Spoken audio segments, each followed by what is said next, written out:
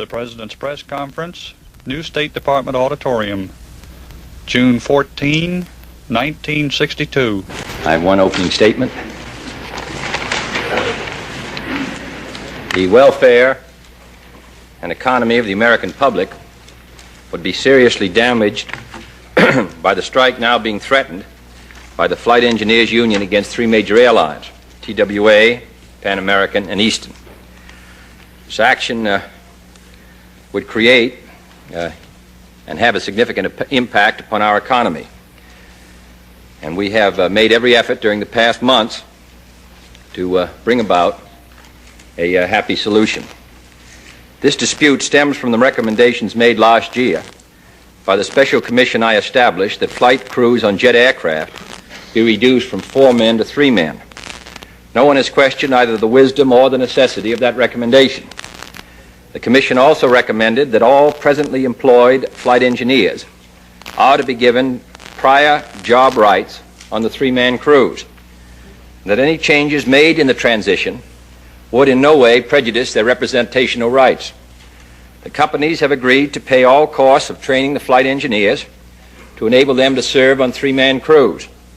The Airline Pilots Association, in a related dispute involving Pan American Airways, agreed that arbitration was the responsible means of settling this matter, and the airline companies in this dispute have accepted my request, made in accordance with the applicable provisions of the Railway Labor Act, that all issues be voluntarily submitted to the final and binding judgment of a 3-man arbitration panel composed of outstanding public, labor, and management leaders.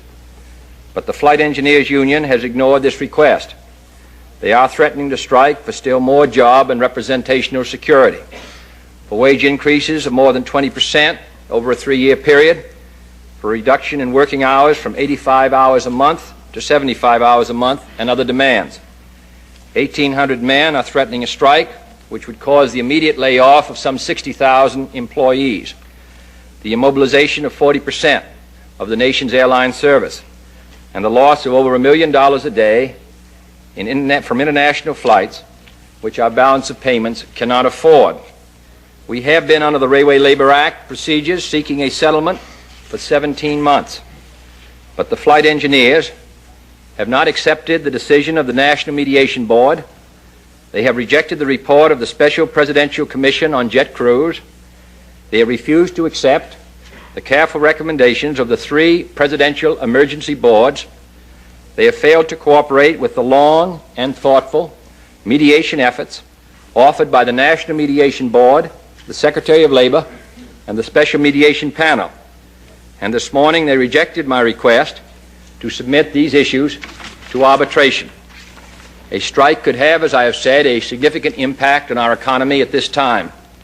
I strongly urge the flight engineers to meet their public responsibilities, to reconsider their action, and to either submit this case to arbitration or agree with the carriers on some other means of settling this dispute without any interruption of operation. President, should the flight engineers not meet your request, would you then be prepared to go to Congress with a request for emergency seizure powers? We would have to wait till I'm hopeful that the flight engineers will heed my request and submit this matter, as I've said, to arbitration or find some other satisfactory method of settling it peacefully. We have been working for, as I've said, for more than a year because of the responsibilities placed upon us by the Railway Labor Act, which covers the airlines, and I'm very hopeful that the engineers will reconsider this matter. If they do not, of course, we would then have to consider what would be the proper action. Mr. President, following up your recent statements on the economy, particularly your speech at Yale the other day and the Solicitor General's yesterday, is it the government's intention to play an active role in major labor and industry wage and price discussions? And if so, how would this role be played? No, I think that I've not read the speech of the solicitor. My speech at Yale, I think, was quite clear, dealt chiefly with another subject, which was that we should attempt to engage in a dialogue on the very intricate questions which are involved in the management of a very complicated economy such as ours in order to maintain full employment and keep our economy moving. As far as we have attempted to indicate, and of course through the Council of Economic Advisors and by other means, our concern that we follow policies, particularly in those basic industries which affect our competitive position overseas, that we follow policies that permit us to continue to compete and that continue to keep our economy moving. But this is a free economy in the final analysis, and we have to attempt to work out solutions on a voluntary basis. Mr. President, India is reported leaning toward the purchase of MiG aircraft from the Soviet Union and the equipment to manufacture such aircraft in their country. Does the United States have any alternative plan or offer to such an arrangement, and what effect might this have on the tensions within the area? Well, this is a matter which is being considered in this government and also being considered with other governments. It's a matter Ambassador Galbraith is returning to India at the end of the week and will, I'm sure, be reporting to us on the situation as well as giving our views. And it would seem to me that we should keep it at that level at the present time. Yeah. In a note to the Japanese government today, Soviet Premier Khrushchev said that it is a criminal act that a certain element is trying to prepare for a surprise attack on us by trying to attain the upper hand in the application of nuclear weapons. Would you address yourself to that remark? No, I hadn't seen that statement. We are not preparing, if he is referring to us, I don't know who else he might be referring to, but the United States is not, quite obviously, has not been our policy. We made it quite clear what our policy is, which is to build for our own security. The United States has gone to great lengths, and as far as nuclear weapons, to secure effective means of control over their testing. I think the world knows the history of how this present series of tests began and our great reluctance to commence them. And we have been engaged for many, many months in Geneva in the test ban discussions and also in the disarmament conference to secure some effective means of bringing an end to the arms race, including the nuclear arms race, and also bringing world tensions under control. We are seeking to do so in Berlin. We've been seeking to do so in Southeast Asia. And I'm confident that if there is goodwill on both sides, that there can be a lessening of tensions. But there has to be goodwill on both sides. President? Yes. This is a question, sir, about a recent report called Does Overpopulation Mean Poverty? It recommended expanded government research on fertility control and expanded technical assistance to underdeveloped countries seeking to solve problems of overpopulation. What is your attitude toward those recommendations? I haven't seen those recommendations. I've always said from the beginning that these were matters which every country must decide for itself. This is not a matter as it goes to very basic national feelings, personal feelings. This is a matter which each individual, each family, each country must determine and cannot be determined by them by the actions of another country. In your Yale speech, you spoke of deficits as not being necessarily inflationary or harmful. As you know, the attitude about deficits among the American people is largely an unfavorable one. I wonder, in light of that, if you could elaborate on why you think that deficits may not be bad or harmful. Well, it depends, as I've said, tried to say at Yale, and the key word is necessarily. I think there has been a feeling that deficits bring inflation with them.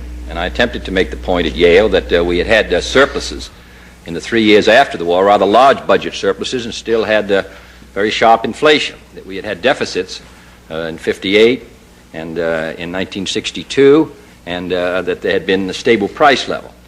The largest deficit was in 1958, $12.5 billion. The point I'm trying to make is that what we must be concerned about is trying to maintain the vitality of our economy.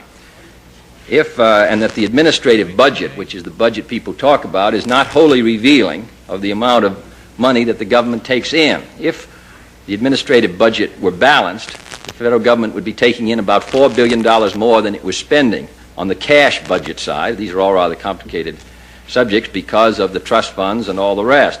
That has a deflationary impact on our economy. Now, we have to realize that we had a recession in 58 and a recession in 1960. We do not want to run through in this country, which is on which so much depends, which is the source of strength for the free world. We do not want to run into periods of recurrent recession. One of the ways that has been considered to avoid this is by following a budget policy which is related to the economy and not related to what I called rather formal, traditional positions which may not be applicable to the present time. And I thought the experience of Europe, which has had a decade of unequal progress, partly because they have managed their economy with some skill, partly because they're at a different period of growth, partly because of the common market, that it had some lessons for us. These are the matters I said at Yale that we should be talking about. How we can manage our economy, what should be our budget policy, what should be our fiscal policy.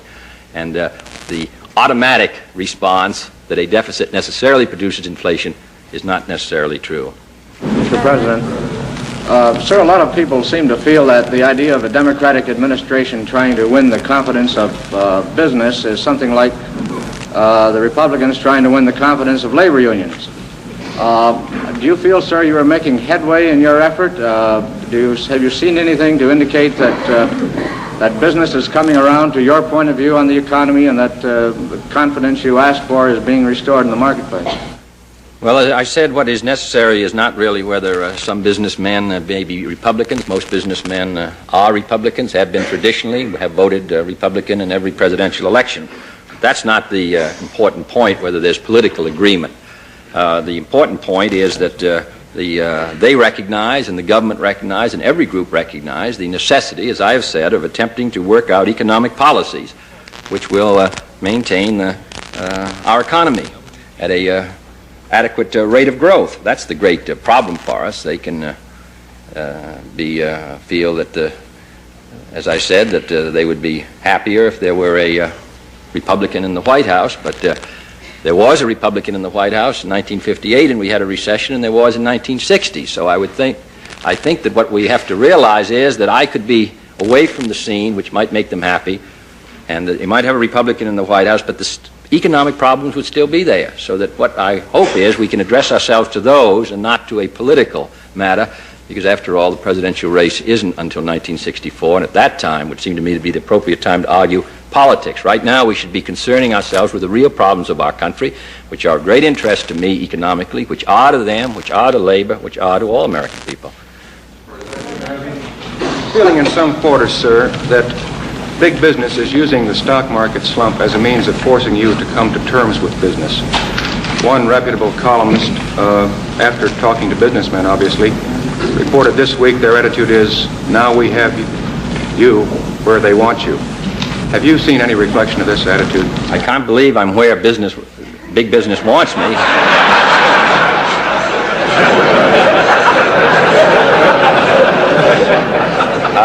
I read that column in the St. Louis Post-Dispatch, as a matter of fact, and I found that Mr. Childs made the point that some, as I believe his phrase was, rich men were quoted as having said what you said, Mr. Roberts. I cannot believe that anybody thinks that in order to take some gain some political benefit, that it's it's a source of pleasure to them to see the stock market go down or see the economy have difficulties. I don't believe that anyone who looks at our problems at home and abroad could possibly take that partisan an attitude. So I don't accept that view. I know that when things don't go well, they like to blame presidents, and that's what one of the things which presidents are paid for. But I think what we want to be concerned about, as I've said before, is not a personal dialogue as much as it is a dialogue on the problem of what tax policies, what budget policies, fiscal policies we should pursue, because if it were merely a matter of a party or personalities, we would not have had our experience that we had in the late 50s. So that shows there's something more substantive here. And this is what concerns, I think, all of us, or should. Mr. President, Yes, Senator Mansfield a few days ago suggested a review of Far Eastern policies because he said they seemed to him either mark time or at worst on a collision course. Do you think such a review is necessary? Well, we've been reviewing it, and as you know, we've been attempting in the case of Laos to work out a policy which would prevent either one of those situations. Whether we shall be successful or not, only time will tell. I know that we have put large sums of money. The situation there is still hazardous. What is true there, of course, is true all around the world. This is a period of great tension and change. But if the United States had not played a part in Southeast Asia for many years, I think the whole map of Southeast Asia would be different. I am delighted, as you know, I have the highest regard for Senator Mansfield, and I think we should constantly review. And I think, as he suggested, we should make judgments between what is essential to our interest and what is marginal. We have been attempting, with great difficulty, to carry out a policy in Laos which would permit a neutral and independent government there. In Senator Mansfield's speech, he used the examples of Burma and Cambodia. Those were the examples that were also used at the Vienna meeting by Chairman Khrushchev and myself, in which we stated the kind of government that we both said we hope would emerge in Laos. That is the commitment that was made by the Soviet Union and by the United States. Now we've moved to a different plateau, and we're going to see whether that commitment can be maintained. But on the other hand, and I'm sure I know Senator Mansfield does not think we should withdraw, because a withdrawal in the case of Vietnam, the case of Thailand, might mean a collapse of the entire area. Mr. President, the Senate passed a number of restrictive amendments on the foreign aid bill besides that limiting aid to Yugoslavia and Poland. Do you think this reflected a growing disenchantment in the Senate on the whole question of foreign aid, and do you think such actions as that contemplated by India in purchasing jets from the Soviet Union has anything to do with that disenchantment?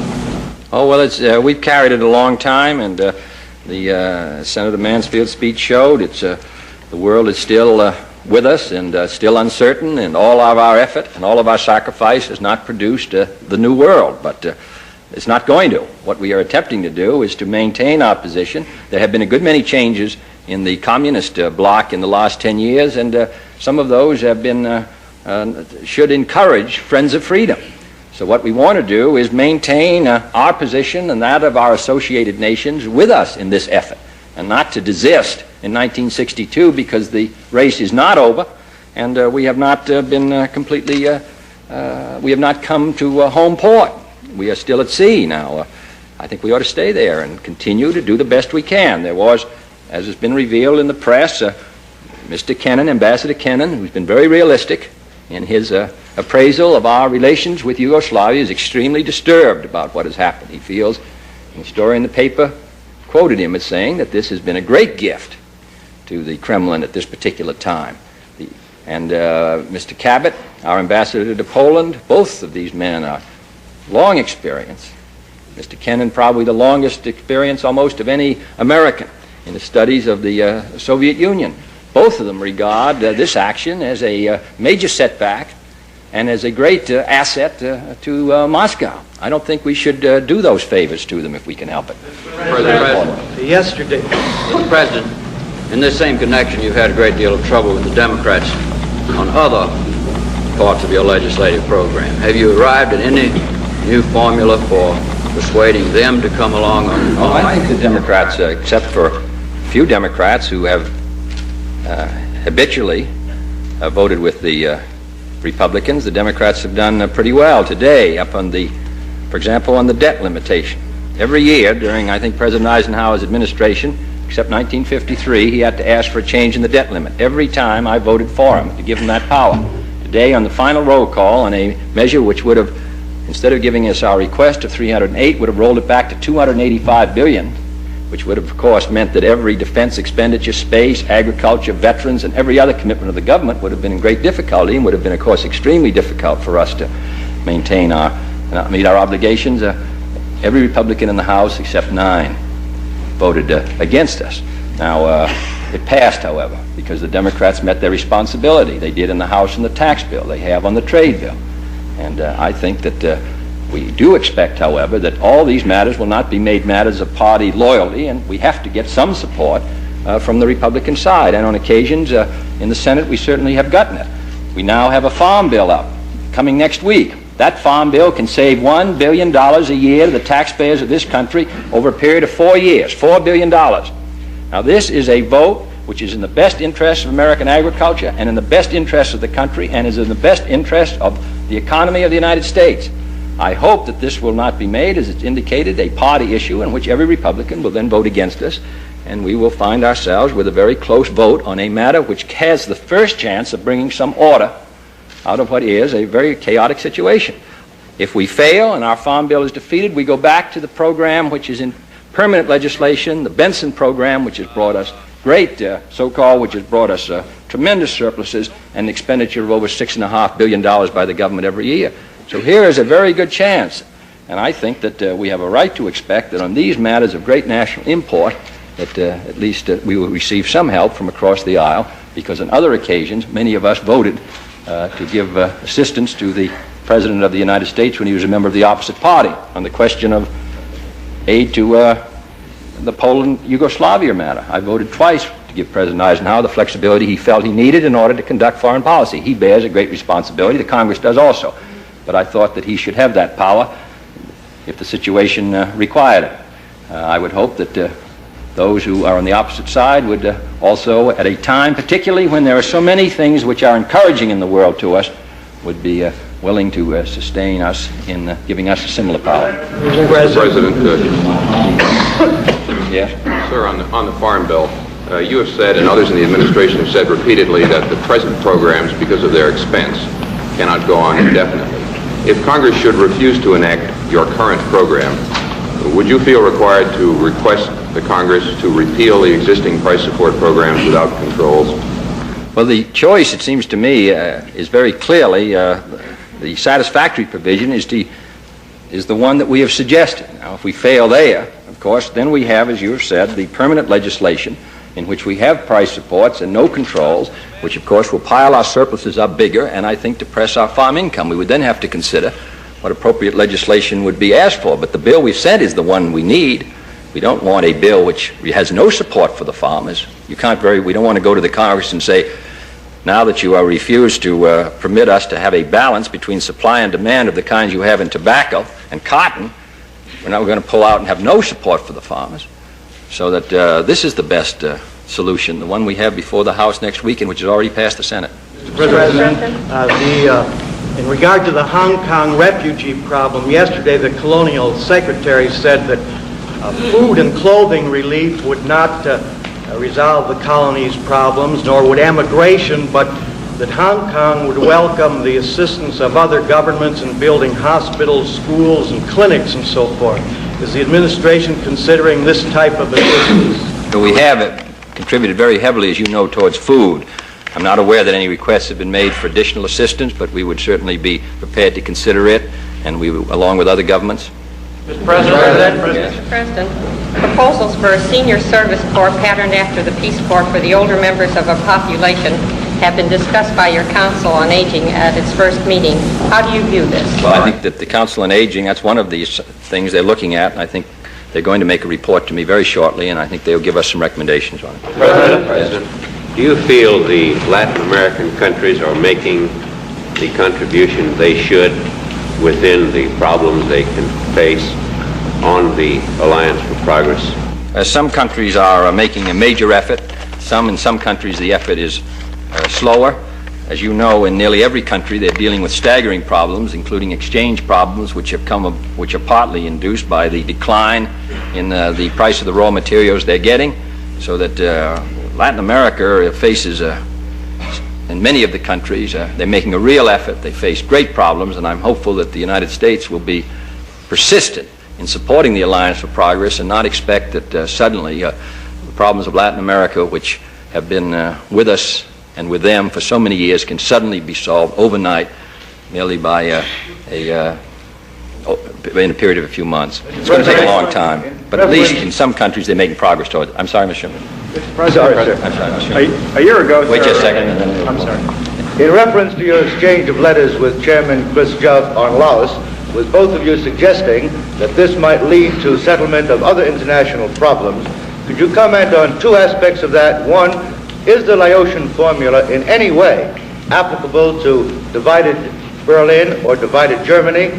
And secondly, if it is not, is there still a hope, perhaps, that this might be a step towards another summit meeting for settling outstanding problems? No, I don't see the parallel in the situation is different in Berlin than it is in Laos, quite obviously. Obviously, if we can solve by peaceful means and not only get an agreement but make it work, and that both parties demonstrate a sincere commitment to a solution of what has been a difficult problem over a period of time, then it would encourage us to believe that there has been a change in atmosphere and that other problems also can be subjected to reason and solution. That's why I regard the Laos matter as so important. We have to wait now and see whether we can make this agreement, which has been signed, and make it work. If we can, then it will be an encouraging step forward to more amicable relations between the Soviet Union and the United States, and we can discuss other problems. Mr. President, nothing on some of this yet. President Chiari of Panama said at his press conference this morning that the binational commission, which will be set up to consider points of differences between Panama and the United States, would have the power to consider renegotiation of the Panama Canal Treaty.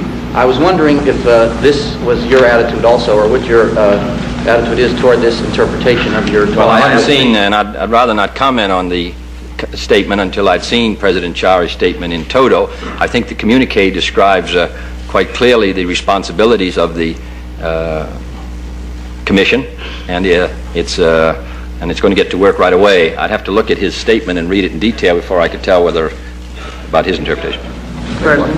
I'm sorry, we go up there.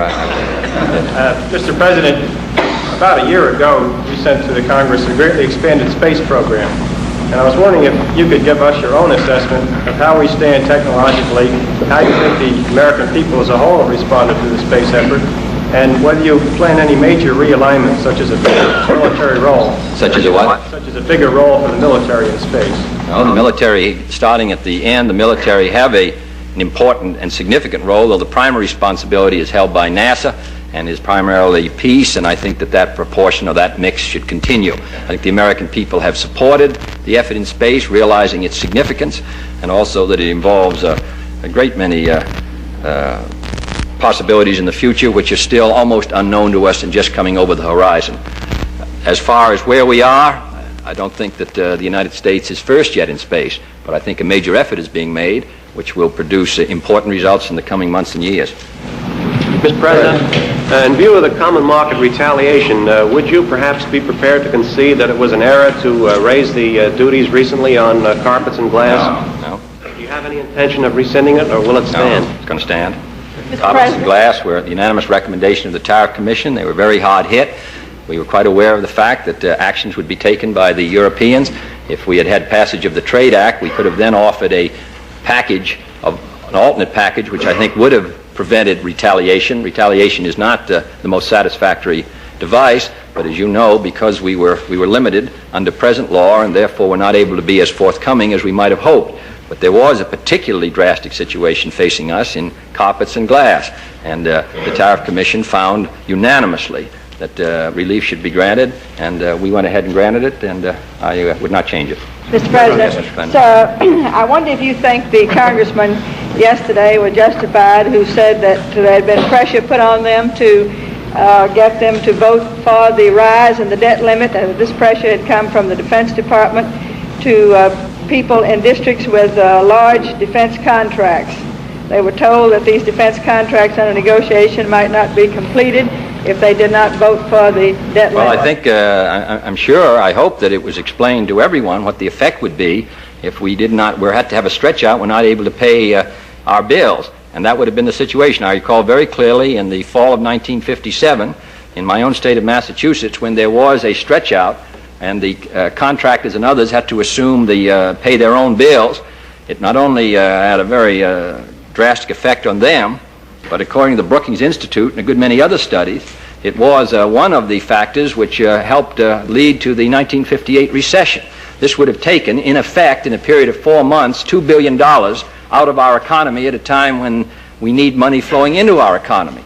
So they were only being informed of what was a fact, which was that we could not pay the bills in some of these areas if we were not given the kind of flexibility which had been requested of the Congress. There's the same flexibility that, as I've said, that President Eisenhower requested and which he received and which we have now received. Mr. President, while most of business doesn't certainly oppose your income tax reduction plan, many businessmen have said if you really want to give business and the economy a shot in the arm, that you should give them a better break on depreciation, tax write-offs, and so forth. Now, I know that a new schedule is coming out, I think, within the month. But in addition to that, do you contemplate anything in this area to help? We are going to, as I said before, by the 6th of July, come forward with the quicker depreciation write-offs under Schedule F of $1.2 billion. That could have been done any time in the last 15 to 20 years. We have been working on it now for a year. That's going to be important. In addition, under the tax bill itself, provides a very important assistance to business if we are able to secure its passage by the Senate. And of course, the third provision of the tax bill is the standby tax authorities in case unemployment begins to move up, which will permit us to have a temporary tax reduction in many brackets. All those I regard as very important. Thank you, Mr. President. Thank you.